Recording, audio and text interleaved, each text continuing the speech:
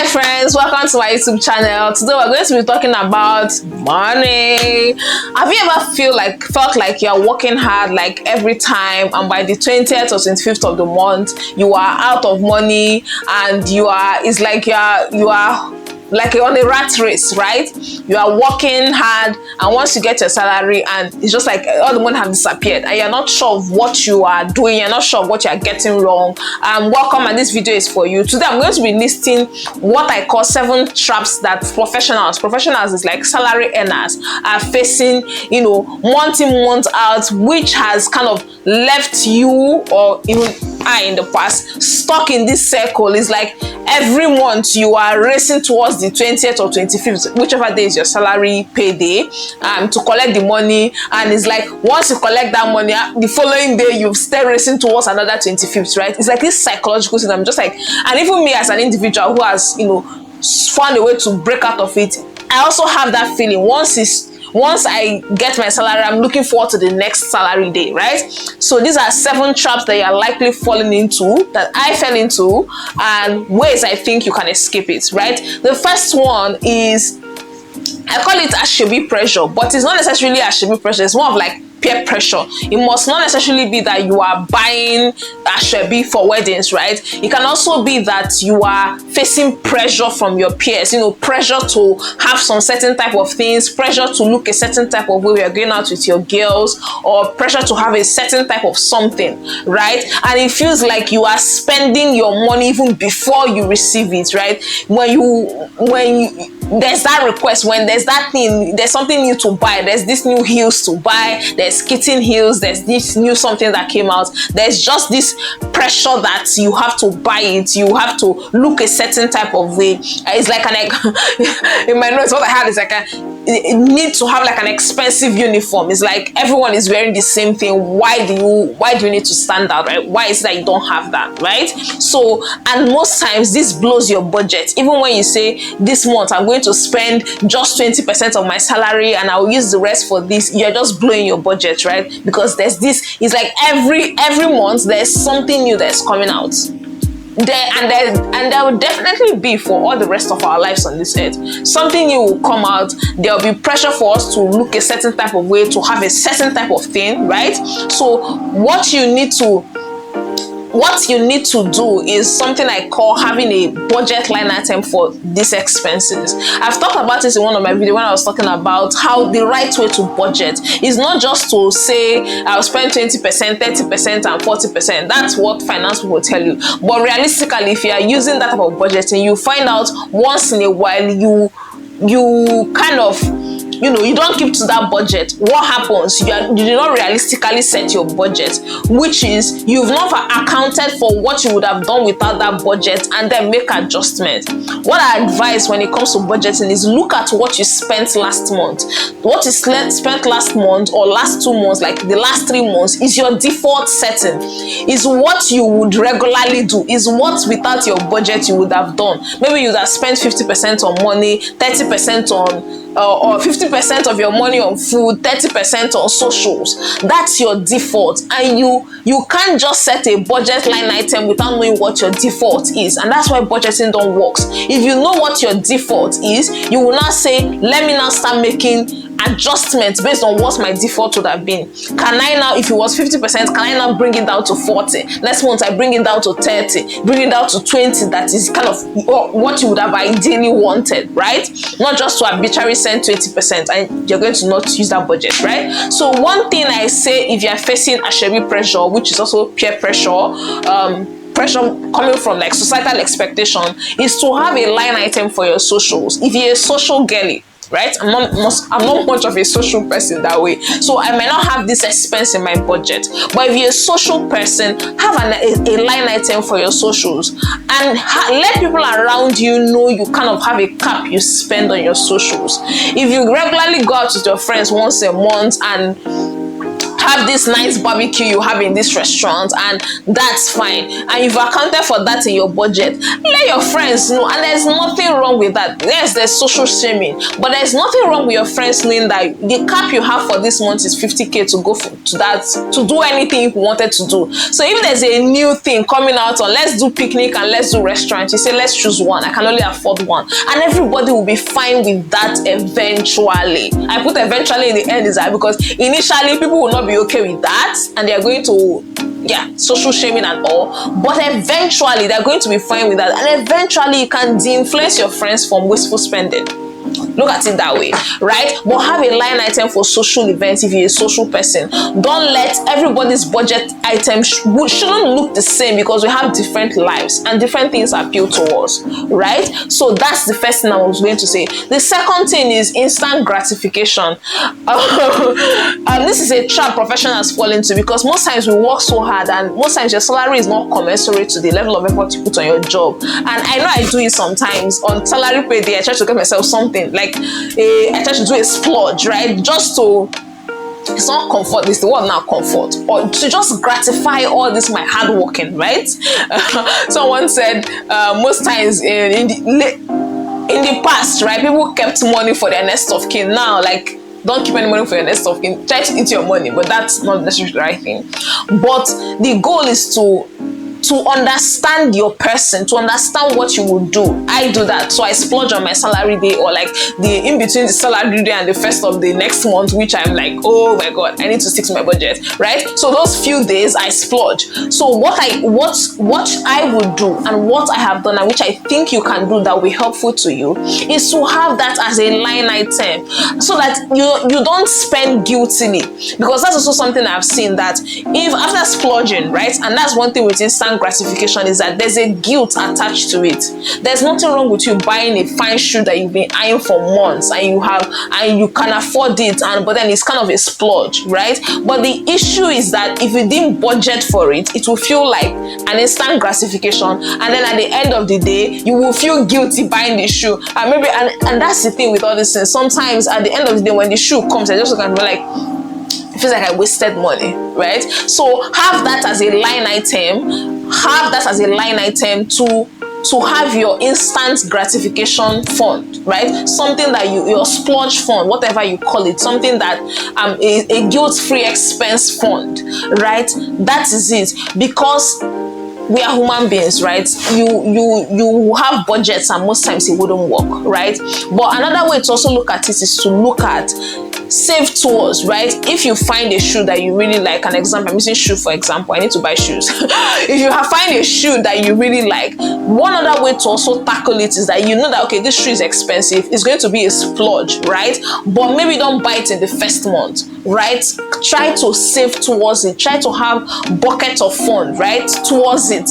And there are fintechs app if you're in Nigeria, or if you're in African countries. I think African countries and fintech platforms on some of in our continent kind of have this system of banking that allows you to separate out your funds. So even if you have savings, all your savings are not in one bucket, you can distinguish and give each of them a category, right? So one thing to do is in that your savings account or something, to have a label for your splurge that you are fine with, and you save, you contribute towards it, right?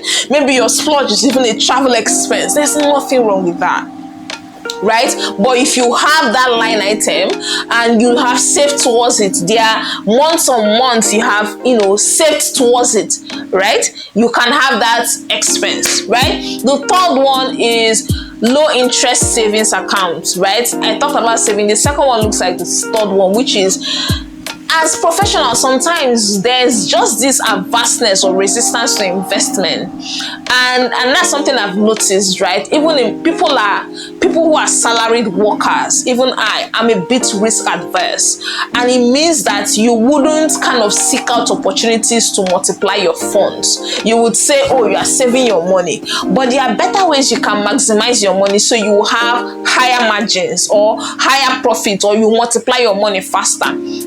Let me give you a typical example. I'm also not going to name any platform, which is two things. There are normal savings accounts, which in Nigeria I think you can get 4 to 7%, depending on whoever is offering, depending on the bank or anything. But there are investment accounts, which there's the stock market, there's the capital market, there's the money mutual fund, and the treasury bills.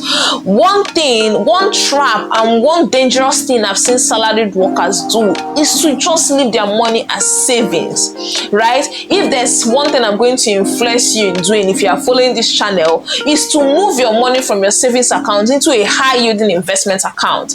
And you can go online or you can search or Google, depending on whatever country you're on, to find an investment account, to find that treasury bills, to find mutual funds or stocks that you can buy. Right? Because as your money just stays in that account, and here's the dangers of a savings account. There's nothing wrong with having a savings account, maybe where you can put your emergency funds, right? Funds that you can always take out, and something happens, an emergency happens, is easily accessible to you, right? But the dangers of having all your money in a single low interest savings account is that your money depreciates. Inflation example in Nigeria is is up to 30%, whether we like it realistically or not, right? Food inflation is 34%, right? But your savings account is giving you 7%.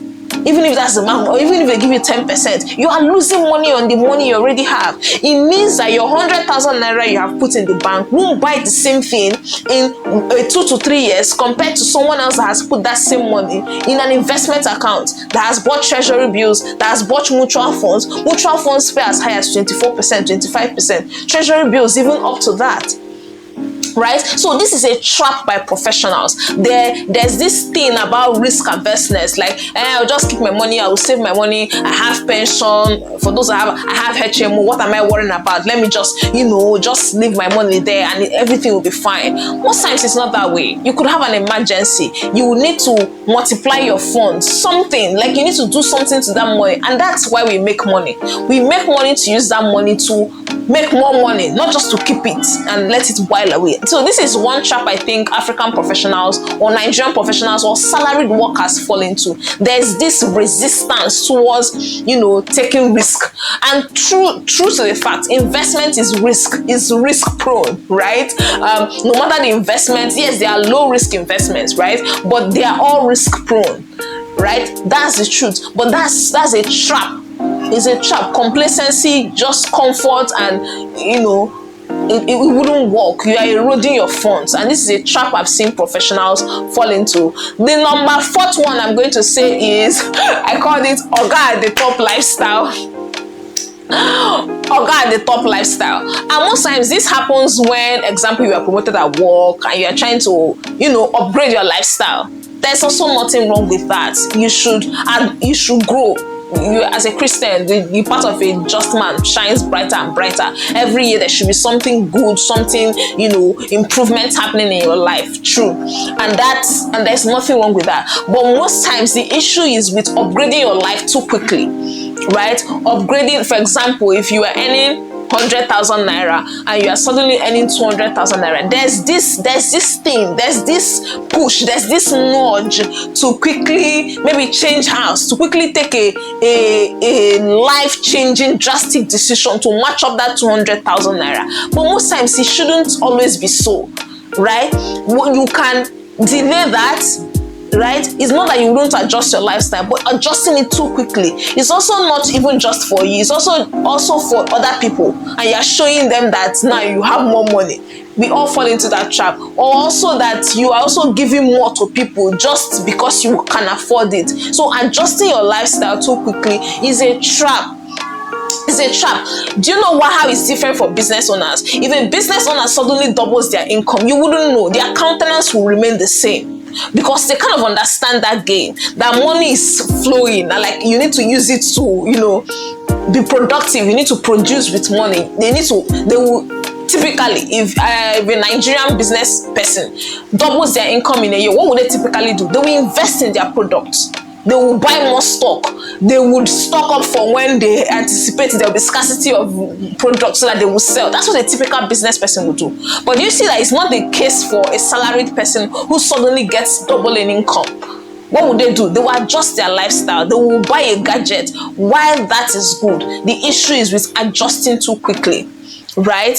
And it's not like you will lose your promotion, but the issue is that adjusting too quickly. You need to have buffers in, right? So think about that. Think about it that we practice delayed. What I would say is practice delayed gratification, right? And that's the thing.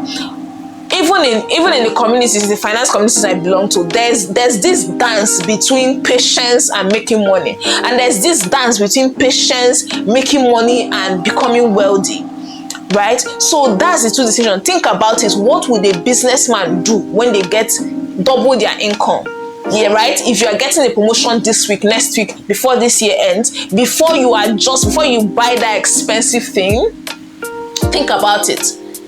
They would have bought more product. So is there anything you can invest in? Is there anything you can do that will produce money? And that's the thing with money. I think I've also talked about it in this channel. You use the money you have to produce more money. What can this extra income, what can you use it to do to produce more? Not what can you do to spend. And that's also the distinction between kind of business owners and salaried employers or professional salaried employers or professionals.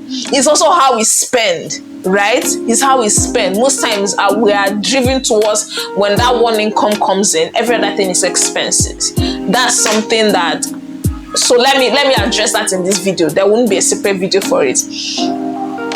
As you go through your employment years, you shouldn't have one source of income. It's not that you should find a side hustle. It's that you should find a way to make your money work for you, which I've already said earlier, which was investment. If you are working in a good place, you will likely have your salary, you will likely have your pension, and you likely have a HMO. If you have these three things, what you should do is, if you remove your expenses, to save enough to have an investment, right? So that even if it's the normal Nigerian savings bond, if you're in Nigeria, to invest such that they pay you every quarter, right? Don't be that person that you just have that one income that hits your account and every other thing is an expense till the end of the month, till that next income hits your account, every other thing is an expense. That's not the way to go up in life, and that's just not exactly the right way to make money, right? So number 51 is black tax. Black tax is peculiar to Africans, which is everybody, and that's the thing that we say. If you are in Africa, there's this conversation about if you should tell your family how much you earn. Everyone to their own tent, everyone to their own family. Family dynamics are different. Some family members, if they figure out how much you're earning, they're going to kind of even contribute to give you more money, right? They will cut you some slack. But each one to its own, right? If you understand your family dynamics, you must figure out how to navigate black tax, because black tax, while we call it tax, while there's nothing wrong with charity or with giving or to your relatives, to your friends, to your families, you must know that if you are the only one giving and nobody is giving back to you, at the end of the day you might become dry. It's you that is coming from. So if your own finish, who's going to give you? You need to think about it that way. You need to give with restraint. You need to love people with restraint. Even God loves you with restraint. Why not you, right? You give. Someone talked about, there was a beautiful analogy on TikTok that I saw. When you give someone money the first time, it's charity. When you give the second time, I think I'm not sure what the word, I need to find that video. When you give the second time, the person becomes endeared or something. The third time it becomes entitlement, and the fourth time they'll be annoyed that you didn't give them, right? That was just I'm sure there's a TikTok video for that. If you're on TikTok, you probably bumped into it. That's such a good analogy. If you give people money the first time, they're going to be so grateful that you give them money. The second time, they're going to be demanding that you have now, you gave me the last time, why are you not giving me now? The third time is going to be like, what is wrong? Why are you holding on to this money? It's like they are coming to a bulls fight with you, right? So you must understand, you must have that understanding when you are also, giving. And in terms of black tax, right? One, yes, the Bible also talked about our parents. You should cater to your parents, and Jesus admonishes people who do not give to their parents and say they're giving it to church or something, right? But you must understand that if you keep giving and the money finishes, what will happen, right? Because money is also finite, but how to make it is not finite, right? So ensure that you build emergency fund. The importance of emergency fund cannot be over explained, because in Nigeria, even in Africa, they say each family is one sickness away from poverty. Any weird sickness that comes up, all that your money will be wiped away. Right? So if you are thinking of black tax, first of all, build an emergency fund. We've talked about the different types of funds you should have. You can have your low interest savings, and they can be your emergency fund. You should have investment account. You should have money for your family. I know that there was this template that my church shared, which really set me on the right path for finances, which was like how to apportion your money. But you can do it in different ways, which is you commit that every month you will spend 10% on your tithe, maybe 10%, 5% on your family, 5% on personal development, 5% on giving. You apportion it and you stick to it, right? That's something to think of. When you say that maybe this month I'm spending 100,000 naira on my family, no matter what anybody's saying, you stick to it. You stick to it, right? Because when something happens, when there is an emergency, that is still that your money that will come out. So if it's not an emergency, let everybody be fine, right? The third trap I've seen professionals do is I'm too busy to invest. I'm too busy to invest looks like certain type of way. Different folks for different strokes for different folks. One person can say, oh, I'm interested in investing, but I don't have time. Let me give somebody my money. Nobody will grow your money the way you would do it. That's the truth. I do not advise using investment professionals. You learn it. There's nothing anybody can learn. In my community, it's not my community, so I'm in a community that we learn about this capital market and stock market. You see older people, you see people 65, 75, they join the Zoom calls, they are learning it. Nobody can grow your money the way you grow it. Nobody can be interested about your margins, how much you make. Nobody can be very interested than you. You are the one that struggle to make the money. Why is it the way to improve or multiply the money? You are not interested in it, right? So there are two aspects: people that are too busy and people like feel that it's too complicated. There's nothing that is too complicated. And thank God for AI now, right? If you hear a complex term, you can do what? Google it, AI it, ChatGPT it, and it will explain it to you, right? And that's something with professionals. I think that the best people to play in capital markets are really professionals. One, because for business owners, yes, they might have funds, but it's not always irregular income, right? Some months you are having the billions, some other months you're not selling much because of market or something, your goods has not come in. But for a salaried person, you know that you are certain of what amount you're going to get at the end of the year, and you are certain about that. You take out 20% of this money. Maybe on some good months you can take out higher and invest in the capital market and increase your income, right? So as a professional, as a salaried employer, that's something you need to think about: how to invest your money, how to multiply your money, right? You need to think about it. And the easier way to do it is when you figured out how many percent that you want to. So if you are investing, if this is the first time you're hearing about investment and you are interested in it, there are 3 things you need to know about investment. Knowledge. Nobody can learn it for you, right? Knowledge. You need to learn. You need to find a community that teaches you to learn. You need to learn about it. Nobody can do it for you. 2, have a system, right? Have a system. The system you can also include automation to it, right? If you're in Nigeria, some of these apps have a way that you can automate your investment.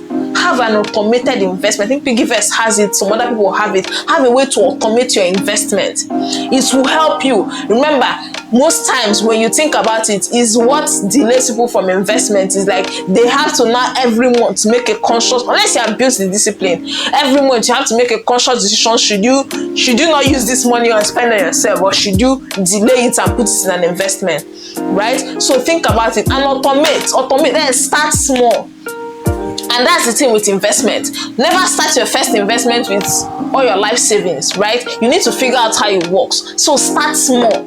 Start small and build that skill, build that muscle of investment, build that muscle that every month you're saying like, what's happening in the capital market, what's the thing like I should invest in, and that, right? Number 7 trap I see professionals and salaried workers make is that they think money has a gender. That is men that should make money.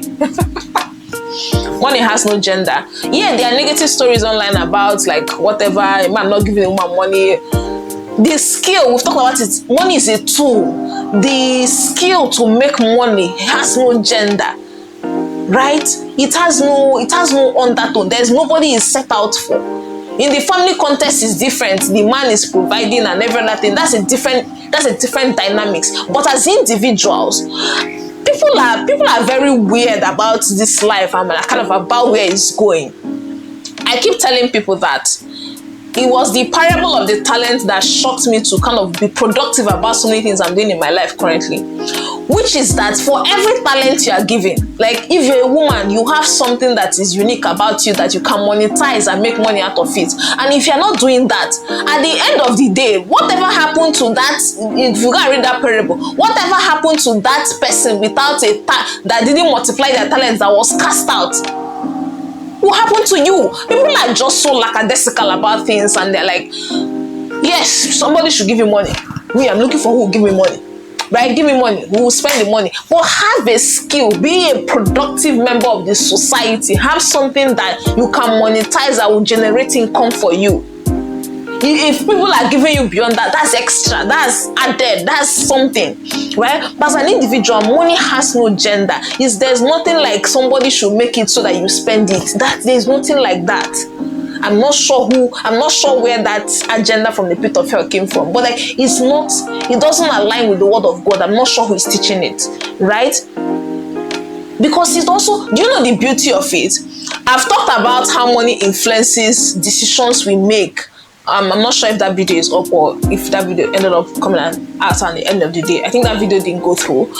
Which is like, if you are poor, if you don't have a means to generate resources, your decisions are flawed. It means that who you are going to be friends with is based on money, based on what you're going to get. Who you are going to marry is going to be based on the amount of money you're going to get. How you are going to live your life, where you're going to live, the decisions you're going to make, how you are able to walk away from situations that no longer served you, will all be tied to money. So have this skill that everybody have it. Then maybe you are not using it. You know that there are two different things. There's a difference that you have this skill that everybody has, but maybe you're not using your own now. But if push comes to shove, you can step out of there and make this same money that nobody will insult you, insult your family because of this thing, right? So money has no gender, and that's also the thing about making money and multiplying money has no gender. If you're a salaried worker, you say, okay, I'm already working. But what you now use your money to do as a lady is to buy bag, to buy shoe, to buy hair. That's good. But you need to start learning. You need to start learning, what else can I do with my money? Yeah, there's some ladies that buy Birkins for investment purposes because they anticipate that it will increase in value over time. For them, that's a sort of investment, and I get their thoughts about it. But do you have a Birkin? If you don't have a Birkin, then what else are you buying? Right? The hair you are buying, can you resell it? Yeah, investments can look like different things in different folds. It can be land, it can be assets, it can be capital markets, it can be anything. The clothes you are buying for 650,000 naira, can you resell it? You need to be realistic about it. There's nothing wrong with having good things. God is not broke. God is not poor. His people are not broke and poor, right? There's nothing wrong with having nice things, but you need to have that balance between an expense-driven lifestyle and an investment-oriented mindset. You need to balance it out. Yeah, on some good days you splurge as everyone is splurging, but as a lady you also think about like long term. If not, this relationship you're entering there, you are independent. What is going to happen if the one source of income goes down? What is going to happen? If you don't have any assets, you can't liquidify any assets, right? Think about it. Money is gender neutral. Have that. Have the skill. If you now say maybe you don't want to use the skill, that's between you and God. What will happen to your talent? But have the skill. This is 2025 though. Right? So if if you, I want you to be honest with me, which of these trap is, and what I shared today is kind of the 7 traps that I dealt with and I've gotten through, right? If you are struggling with anyone, share with us in the comment section. Let's talk about critical, practical next steps, right, to address that. Thank you. See you in the next video.